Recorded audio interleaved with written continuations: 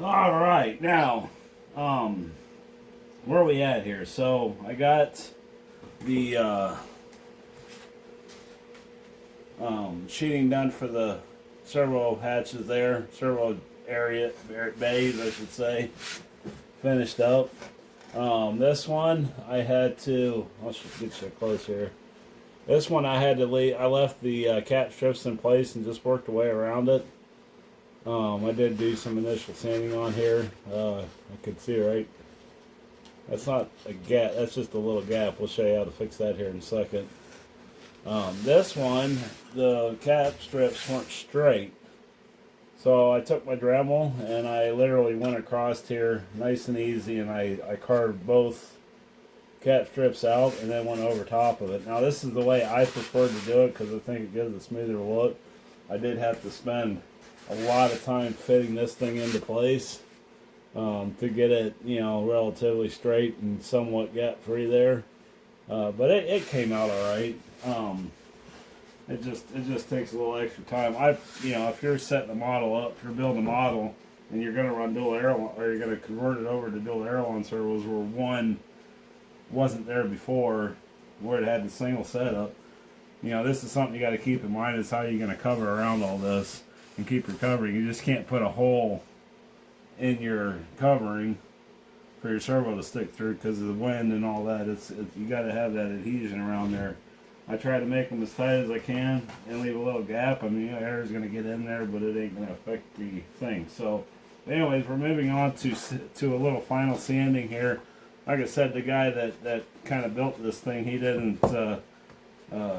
spend a whole lot of time sanding stuff and still peeling. That process will continue as I sand here. So you're probably wondering, I don't know if you saw it around the shop or not, but what does hairspray and airplane building got to do with one another? Well, when you're sanding on your model, you can spray this on your balsa wood. And usually you do this is foam. Doesn't really matter how you do it. Spray it on your balsa wood. You probably think I'm nuts right now, but I wouldn't normally do this on a sport plane. Like I said, it's not that big of a deal. Yeah, it makes the shop smell pretty nice. If you're wanting a really smooth, clean look on your balsa model, usually you start with your different grits. Now, I think I can look over here. I don't remember what grit that is. I should have grabbed some sandpaper before I started anyways, but oh well. It's right here.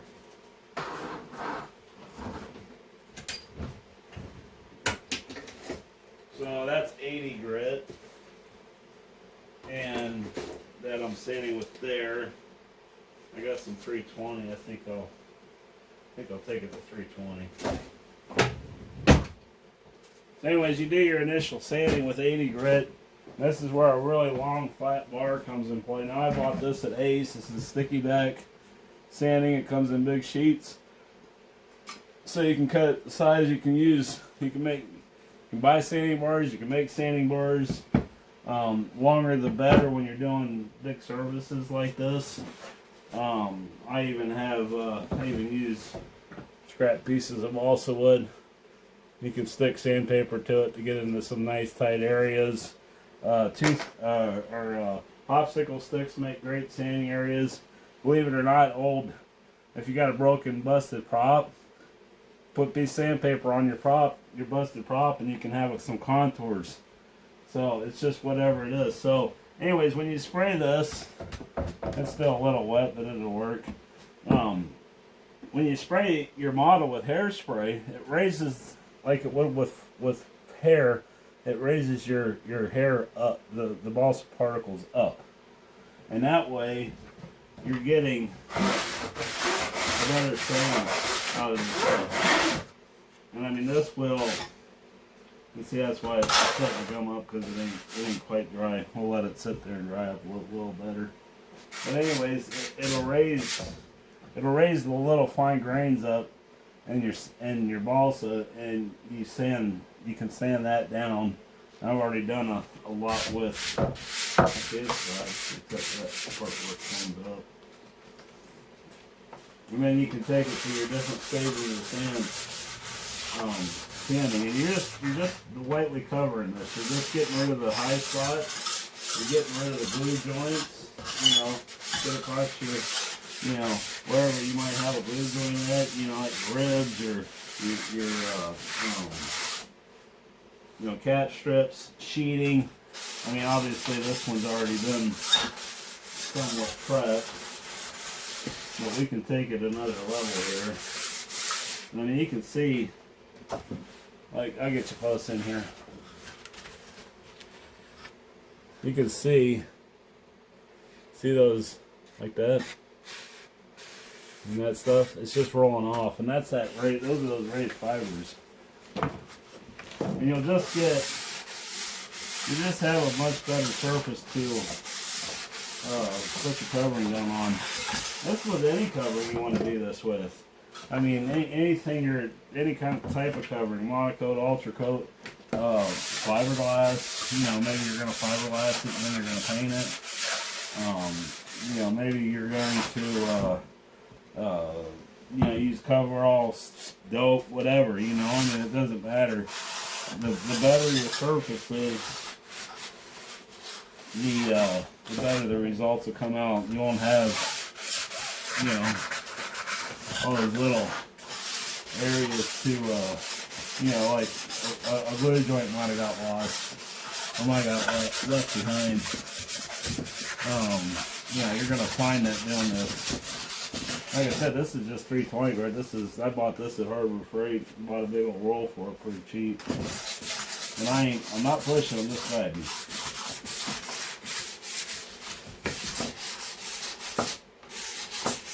So I guess this will kind of turn into a little bit of a tutorial on prepping your wing, prepping your surfaces for finish here. And I've already gone over this with the 80 grit, so I don't like that foam. It does smell nice. And you can use anything. I mean, you don't have to use Suave or name brand. You can use cheap stuff from the dollar store. Wife got this cleaning a gentleman's house out. So, but the biggest thing is get it on there, let it dry, and then go to town on it and sand it. I mean, I'm not sure what they use the epoxy or fiberglass that down with. Usually I use just thin CA. I'm assuming that's probably some kind of epoxy. Might be a finishing resin that they use. Did a really nice job on the center though. I mean, this thing is buried the plywood in there for the wing bolts. So anyway, there's the idea, and this is sticky back too, so you could put this on a block if you wanted to. I mean, a 2x4 or 1x1 or whatever you can get your hands on. I mean, that's when you're sanding stuff, you don't have to have the fancy tools and I mean, I got great nice sanding bars that they don't hardly get used. Of course, I mean, these were a gift from my dad, but I got a couple of them. But I mean, check this out. On this thing's been around. That's got 40 grit on it, I think. Yeah, and that's just a chunk of 2x2 is all that is. Scrap off of something. And I mean, I didn't even do nothing to it. I don't know why that got cut like that or anything. I use that all the time. And then drywall. I like these things. You can find these on sale pretty often. This is for doing drywall work. They're foam, so it'll take a curve pretty nice. I got quite a few of them. And here's a 2x4. that I've used. And I didn't have any stickies, so I just grabbed a nail gun and nailed it to the 2x4. You know, whatever works. I still got some big grit on it.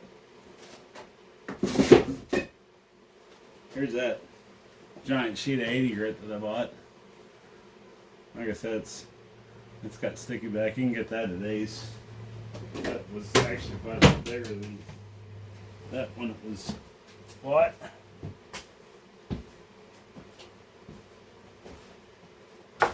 Oh, dry already.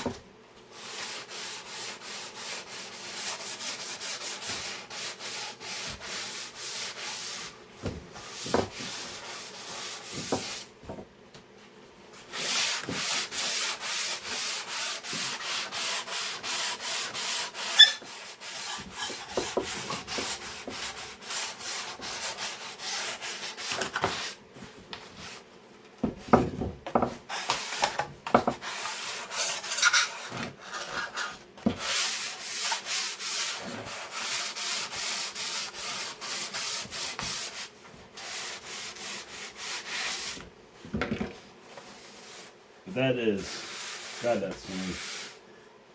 I can do the same on the ailerons here. I did get these finished up, sanded up. I ended up adding some 16th inch balsa wood, sheeting balsa to the top side of that and bottom on both of them to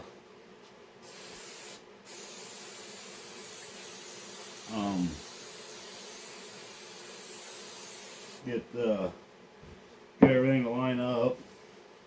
I kind of like how them ailerons turned out. So anyways, I'm just going to keep putzing along here and probably be getting ready kind of to clean the workbench up. We'll get rid of some of the sawdust and stuff, and I'll probably start covering.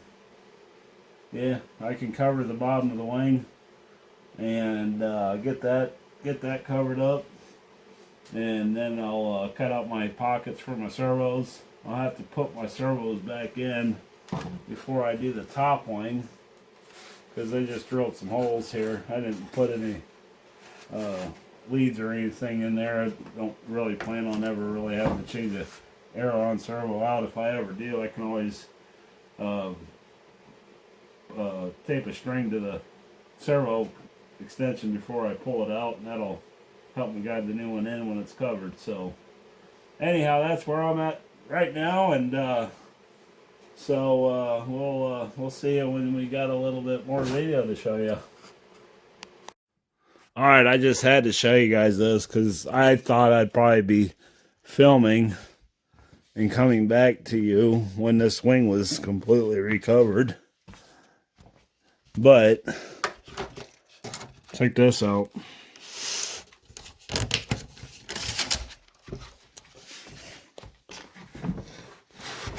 This is a long wing if you ain't noticed.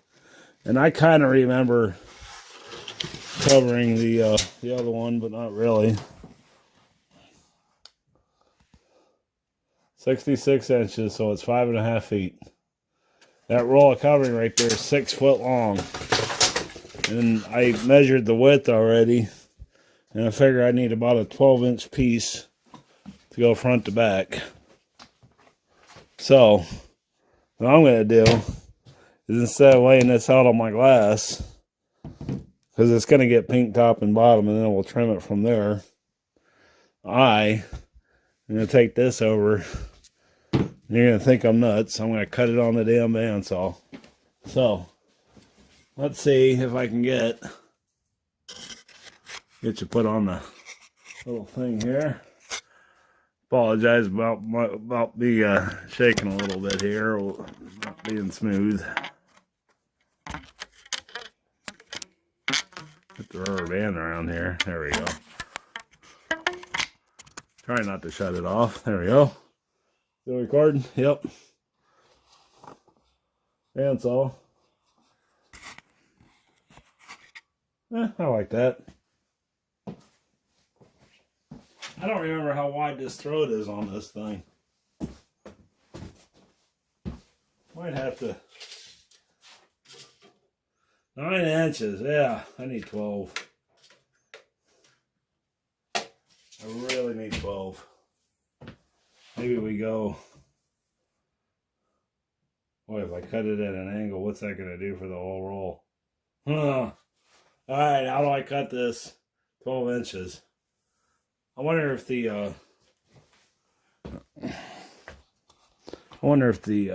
I always see when I'm setting up my trim machine, which I ain't showing you guys yet. When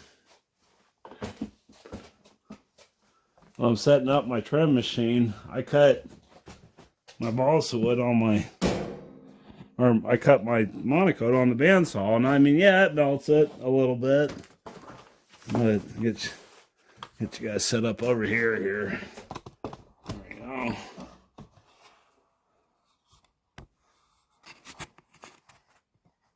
How's that? Tape measure.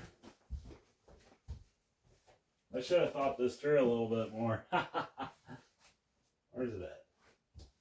There it is.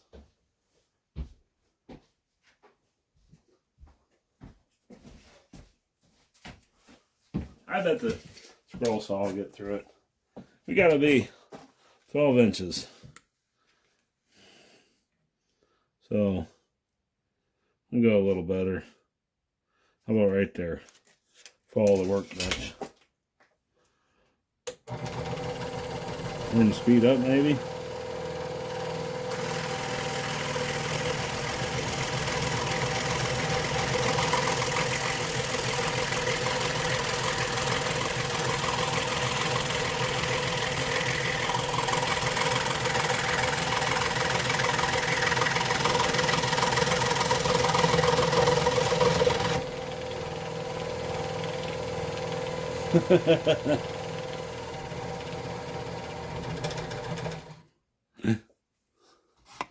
Okay, let's see how this is gonna work.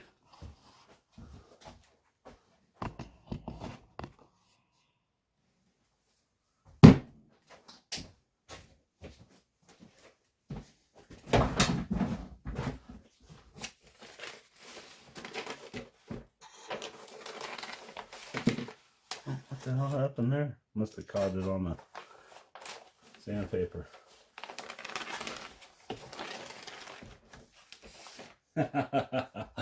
Ah. Check that out. Yeah.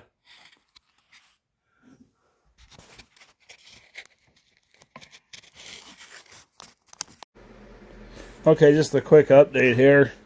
I got the bottom wing covered in one piece with very, very few problems. I got maybe a few wrinkles here and there. Should have vacuumed this all dust up. I missed a spot. I don't know if you can see that or not. That's for me and you to know. There ain't too many of you guys out there. I got a little bit of wrinkles in there. I can probably get that out with a little more shrinking. So anyways, I went in and put servos in. Cut the holes out for that. Still got to do the landing gear, where the landing gear is going to go. I ran them back through the wing again. I overlapped up this far. I just did a little 1/8 inch, 1/4 inch trim line across the bottom of the wing tip. I am going to do the same on the top, and then I'll just come across here. I might use another color. I sometimes do that on some of my planes. Do a different wingtip color, like a trim color or something like that. So time will tell on that. This is the last time now that I'm gonna cover the top, this is the last time I'm gonna be able to have really good access to my servo extension. So a little bit of final assembly. I did put, I don't know if you can see that there or not. I like to put zip ties on my connectors that are inside the wings, Because there's nothing worse than getting to the field, setting your plane up, checking your control surfaces, and one of your ailerons don't move because one of them things fell apart, and now you got to spend an hour digging the servo out to reconnect it, and yeah, try to get it back through the holes that it didn't make that weren't hardly big enough. So I stuck my servo leads down inside the servo here. I can get to them with a pair of tweezers or whatnot when final assembly comes and I open that up, or when I get done covering this. I'm going to try to do this in one piece also. This is all the covering, pink covering I have. This is a half of a roll basically. I don't need all this, as you can tell, because I already got my overlap here. Now there's probably gonna lots of questions, and I've been doing this for a long time, so I don't really think to talk about this kind of stuff. But when you're covering your plane, I always cover the bottom up and then do the top down. And the reason for that is just for fuel proofing. This is going to be a nitro plane, so we got to make sure that the covering stays protected, because that's the #1 job of the covering, is to stay protected. It's not the finish. It's not, you know, what it looks like. Its #1 job is to protect this wood, and to be light, so that way the plane flies good. So anyhow, when I overlap this, now I already got a really good overlap here. Usually I don't use this much. I'll bring it up to here, but I didn't think it was worth cutting off, so I'll just put it on. And so the next piece that I come up, I don't want to stop here. Oh, I guess you can, there. I don't want to stop here. I want to overlap and get it down, so that way the seams are going back, if that makes any sense. You know, so I'll end up overlapping this. I mean, we could stop right here at this leading edge, would be fine also. Not perfect, but it would work. I've done that before. I got plenty of material to work with. So I'm going to go ahead, and my next step here is I'll measure across here. I think it's like 10.5. See if I can do this. Show you.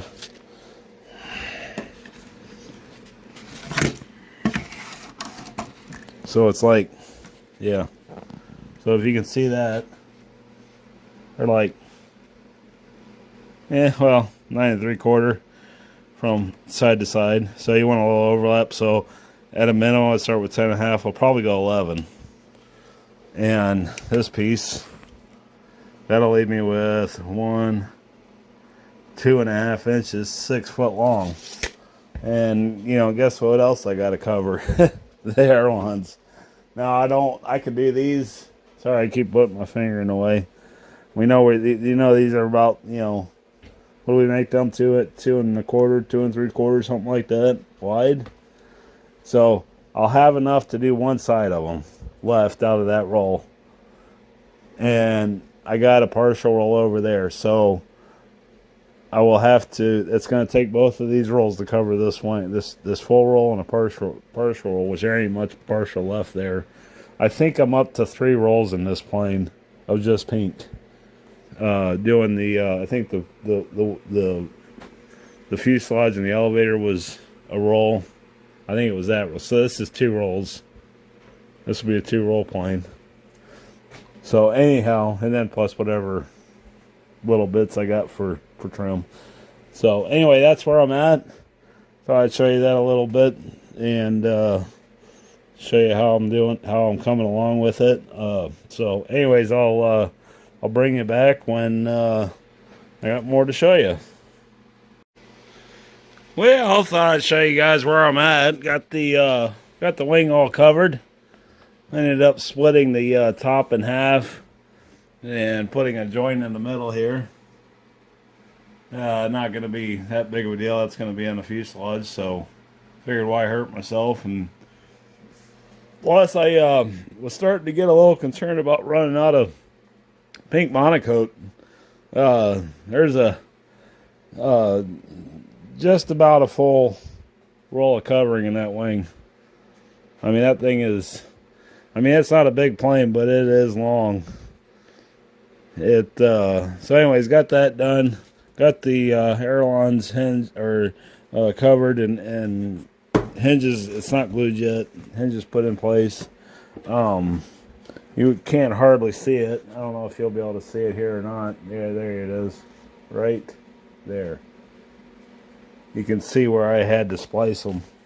The covering. Now it's not a big deal on these ailerons because they're solid sheet. I had to do both because I didn't have the length on the roll to get her in one piece. Not a big deal. Not the first time I've done this. I've done it top and bottom. I did overlap my seams here on the top. I put it here. On the bottom, it's over here. This is where my extra filler piece, we'll call it, is. I got the servos mounted. I got my holes popped through for the wing bolts.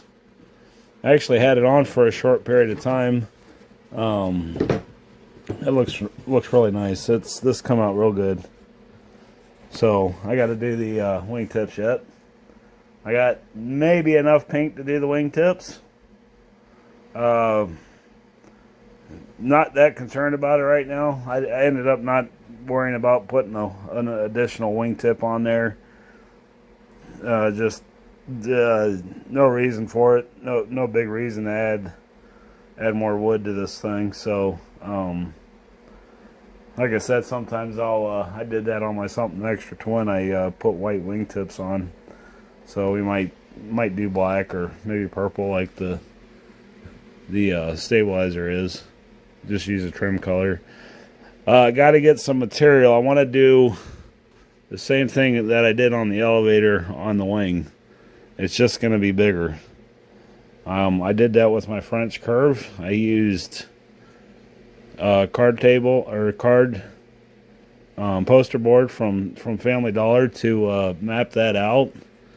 I'll do a video on that. It's just it was easy way to map out the checkerboard. I mean, I know it's not a full checker, but I was playing around with an idea I had, and that's what I kind of came up with. So I'm gonna match it on here. It'll be bigger. I'll have to see what the poster board says as far as if I can get a double row of checkered in there or not, and see how it looks. We'll see how big it ends up being.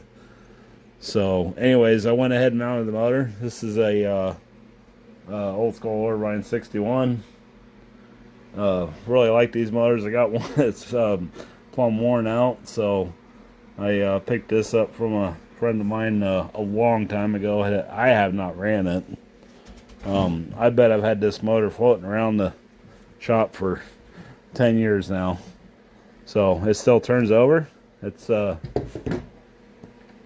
I lubricate my motors when I'm putting them in the long-term storage, and once every couple of months or so I turn them over and lubricate them some more. The carb is stuck. Not a real big deal on that. That is a plastic carburetor, by the way. So I'll we get to the point where we can get this thing running and firing. I'll show you how I deal with that. Not a big deal at all. Muffler will be right here. I like the side mounted motors. So anyways, I did move on. I got the motor put in. Already had this mount mounted. Line nuts installed. This is all temporary. I'll get washers. I got to get a little longer bolts. I did get the rudder push rod found and put in. Not that I got it connected yet. See it back there coming through. So I got that done. I did do an initial balance. It is tail heavy. It surprised me. Well, kinda. Mine was tail heavy. I think it's a lot of the shorter nose moment and long tail. I built the plane based off of another construction plane way back in the day. Don't even have it anymore. It succumbed to injuries, we'll say. But I ended up taking a plane that I liked and stretching the tail out or 4 inches, something like that. They're kind of similar to this. And the tail, the nose, I left the same, which was a brutally wrong designer error on my part, because I did not have enough motor to offset the weight. And I ended up, I don't remember, I think I ended up putting almost a pound in the nose of this thing. That's probably why it didn't fly very good. And then I went through a summer flying it that way, and then over a winter I ended up building a box, moving the motor out 2 or 3 inches, taking, I don't know, 9 ounces, if my memory serves me right, out of the nose of the thing. It flew a little better, but it didn't do what I wanted to do. So, you know, you got to experiment. That's fun in this hobby. So, anyways, we're gonna get this thing finished up hopefully the next few days. It's supposed to warm up later this week, so I'm trying to get things ready to go flying. I don't know if I'll video it or not, but I got, I don't know, 5 or 6 planes I think upstairs right now that I'm not going to sell at the swap meet in Dayton this year, or try to. So got to get them down and get batteries charged, and, you know, do a nut and bolt check and do some maintenance on them if they need it. The something extra twin, it should be, it always needs something done to it. So I might show a little how-to on doing that, but I want to get this bad boy done, and then right after this, promise I'm going to get back on that twin. I'm pretty sure I have everything here that I need to finish that plane with. We'll have to see, because I got the servo grommets, and I got to get servos in it, and I got some more covering to do on it. So yeah, so I'm going to finish this one, and then we'll get on the twin, and then maybe we can get some motors fired up in the next week on that thing too. So anyways, you guys have a good night. I will get these videos uploaded over the next few days, I'm sure. You have a good one, and we will catch you on the next one.